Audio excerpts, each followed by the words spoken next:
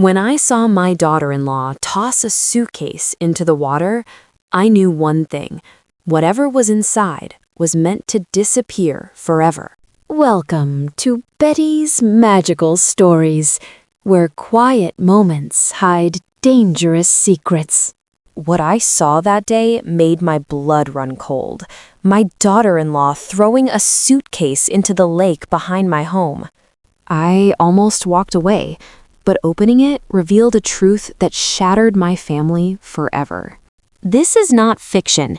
This is the story she never wanted anyone to hear. I still replay that afternoon in my mind, not because I want to, but because it refuses to leave me alone. The sun was low, glinting off the lake behind my property, turning the water into a sheet of molten gold. It should have been peaceful. It should have been just another quiet day in retirement. Instead, it became the day that shattered everything I thought I knew about my family. I had gone outside because I heard the crunch of tires on gravel. At first, I assumed it was a delivery truck or one of the neighbors turning around in my driveway by mistake. That happens more often than you'd think when you live near the lake. But when I stepped onto the porch and shaded my eyes, I saw my daughter-in-law's car parked near the water, engine still running. That alone was strange. She never came by unannounced, and she certainly never parked that close to the lake. Her name is Emily, or at least that's the name I thought I knew. She married my son, Daniel, 6 years ago. Smart, polite, always smiling, the kind of woman who sends thank you cards and brings homemade pies to family gatherings. She worked in finance, dressed impeccably, and carried herself with the confidence of someone who had everything under control. If you had asked me that morning to describe Emily, I would have said she was dependable, loving, and maybe a little reserved. Dangerous would not have crossed my mind. I watched as she stepped out of the car. She didn't notice me at first. She went around to the trunk and popped it open. Then she reached inside and dragged out a large suitcase. Not a gym bag, not a carry-on, a full-sized, hard-shell suitcase, the kind you take on an international trip. It looked heavy. I could tell by the way her shoulders tensed and her heels dug into the gravel as she pulled it free. That's when my stomach tightened. People don't throw suitcases into lakes, not in the middle of the afternoon, not on someone else's property. My first thought was that maybe she was disposing of something broken or embarrassing. My second thought, darker and far more unwelcome, was when I tried to shove away immediately. She struggled with the suitcase, dragging it toward the edge of the dock. I stayed frozen on the porch, my hand gripping the railing. I told myself to call out, to ask her what she was doing, but something about her body language stopped me. She wasn't casual. She wasn't relaxed. She moved quickly, glancing over her shoulder more than once, as if she expected someone to appear. Then, without hesitation, she tipped the suitcase over the edge. There was a loud splash. Water erupted, droplets catching the sunlight before the suitcase disappeared beneath the surface. The ripples spread outward, disturbing the calm of the lake, and for a moment, everything went quiet again. Too quiet. Emily stood there, breathing hard. She stared at the water for several seconds, as if making sure the suitcase was truly gone. Then she turned, wiped her hands on her skirt, and walked back to her car. She never once looked toward the house. She never saw me. Within moments, she was gone, the sound of her car fading down the road, leaving me alone with the lake and the pounding of my heart. I don't know how long I stood there. Minutes, maybe. It felt like longer. I kept telling myself there had to be an innocent explanation. Maybe it was trash. Maybe it was old clothes. Maybe it was nothing. But I knew better. I had worked as a police officer for over 25 years before retiring. You don't spend that long in law enforcement without developing an instinct for when something is wrong, and everything about what I had just seen screamed wrong. I went inside and grabbed my phone. My first impulse was to call Daniel. Then I stopped. What would I say? Your wife just threw a suitcase into my lake? Accusations without proof would only cause chaos. The second impulse was to call the police. That one stopped me cold. If I was wrong, I would destroy my family over nothing. So I did the one thing that felt both reckless and inevitable. I decided to find out what was in that suitcase. I changed into old clothes and walked down to the dock. The water was murky near the edge, weeds brushing against the wooden posts. I could see where the suitcase had sunk, or at least I thought I could. There was a faint, dark shape beneath the surface, several feet out. The lake isn't deep near the shore, but it drops off quickly. I fetched a long rake from the shed and tried to hook the suitcase. It took several attempts. My arms ached, my heart hammered, and a part of me prayed the rake would slip and I'd be forced to abandon the idea. But finally, I felt resistance. Slowly, inch by inch, I dragged the suitcase closer until it bumped against the dock. It was heavier than I expected, much heavier. That was the moment fear truly set in. With shaking hands, I tied a rope around the handle and hauled it up onto the dock. Water poured out of the seams. The suitcase lay there, scuffed and dripping, looking impossibly ordinary for something that had already changed my life. I stared at it for a long time before opening it. I remember thinking that once I unzipped it, there would be no going back. Whatever was inside would become my responsibility. I took a deep breath and pulled the zipper. At first, I didn't understand what I was seeing. There were clothes inside, neatly folded despite the water. Men's clothes. Shirts, jeans, a jacket. That alone was odd. Emily and Daniel had visited last month. She wouldn't have brought men's clothing she didn't recognize. Then I saw the wallet. It was leather, worn at the edges. I picked it up and opened it. Inside was an ID card. A man's face stared back at me, eyes serious, mouth unsmiling. I recognized him. His name was Michael Turner. Michael had been reported missing 3 weeks earlier.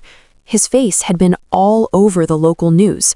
A 38-year-old accountant, last seen leaving his office late at night. His car was found abandoned on the side of the highway. No signs of a struggle, no clues. The police had asked for information, and then, as these things often do, the story slowly faded from the headlines. But here was his wallet, soaked and heavy in my hands. My legs gave out, and I sat down hard on the dock. My ears rang. My mind raced through possibilities I didn't want to consider. Why did my daughter-in-law have the belongings of a missing man? Why throw them into my lake? I forced myself to keep going. Inside the suitcase, beneath the clothes, I found more items. A phone, cracked and waterlogged, a set of keys, a watch, and then, wrapped in plastic, a stack of documents. I didn't read them right away. I couldn't. My hands were trembling too badly.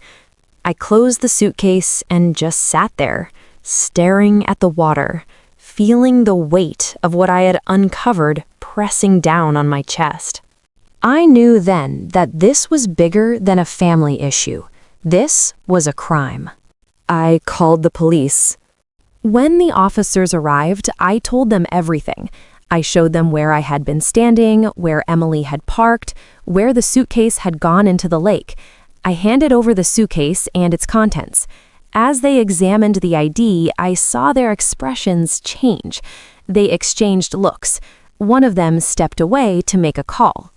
Within an hour, the area was swarming with activity. Detectives arrived, the lake was cordoned off, divers were called in to search for anything else that might be underwater. I sat on my porch, wrapped in a blanket someone had given me, answering questions and trying not to think about my son. Daniel was called in that evening. I wasn't there when they told him. I didn't see his face when he learned what his wife had done, or at least what she was suspected of doing, but I heard about it later. They said he went pale. They said he kept shaking his head, saying it wasn't possible, that Emily wouldn't do something like that. I had said the same thing not long before. Emily was arrested the next morning. She didn't resist. According to the police, she appeared calm, almost relieved. She asked for a lawyer and said nothing else. Over the next several days, the truth began to emerge, piece by piece, like a puzzle no one wanted to finish. Michael Turner had been having an affair. Not with Emily, as many initially assumed. With Daniel. That revelation hit me harder than anything else. My son, my quiet, reserved boy, had been living a life I knew nothing about. He had met Michael through work. What started as friendship had turned into something deeper, something secret, something that, when discovered, would tear apart the carefully constructed image of their lives. Emily found out 2 months before Michael disappeared. The investigators believe she followed Daniel one evening and saw them together. Text messages recovered from Michael's phone confirmed a confrontation. Emily had threatened to expose them, to ruin Daniel's career, to destroy his reputation. Michael, in turn, had threatened to leave town and tell the truth himself. The night Michael disappeared, he met Emily. They argue about what happened next. Emily claims it was an accident, that they fought near the lake, that Michael fell, hit his head, and died. She panicked. She says she didn't know what else to do. But the evidence suggests otherwise. Michael's body was found 2 days later, several miles downstream, tangled in reeds. The autopsy revealed blunt force trauma inconsistent with a fall. There were defensive wounds. There was evidence of restraint. The suitcase, it turned out, was just one part of Emily's attempt to erase Michael from their lives. The documents inside were financial records, proof of money transfers, payments that traced back to her accounts. The police believe she had been paying Michael to keep quiet, to stay away from Daniel. When that failed, desperation took over. When the case went to trial, I sat in the courtroom every day, not because I wanted to, but because I felt I had to see it through. Emily sat at the defense table, her hair pulled back, her face composed. She looked nothing like the frantic woman I had imagined dragging that suitcase across the gravel. Daniel testified. His voice broke as he spoke. He admitted the affair. He admitted his fear. He admitted that he had suspected Emily might do something drastic, but he never imagined murder. When the verdict was read, the room was silent. Guilty. Emily was sentenced to life in prison. I wish I could tell you that brought closure, that justice, once served, heals all wounds. It doesn't. My son moved away. We speak occasionally, but there is a distance between us that may never close. The lake behind my house looks the same as it always did, but I can't stand to sit by it anymore. Every ripple, every reflection reminds me of what happened there. People ask me sometimes how I knew to look in the suitcase, how I knew it wasn't just trash. I tell them the truth. I didn't know. I suspected. I trusted my instincts, the same ones that guided me through decades of police work, the same ones that told me something was terribly wrong when I saw a woman I thought I knew throw a suitcase into the water. If there's one thing I've learned, it's this. The people closest to us are capable of things we can't imagine, evil doesn't always look like a monster. Sometimes it looks like a polite smile, a perfect marriage, and a quiet afternoon by the lake. And sometimes it sinks beneath the surface, waiting for someone to notice the ripples and ask why they're there. Thank you for listening to Betty's Magical Stories. If this story stayed with you, it's because some truths refuse to stay buried. Subscribe for more unforgettable real-life stories where the ordinary turns terrifying. And remember, every family has secrets. You just never know when they'll surface.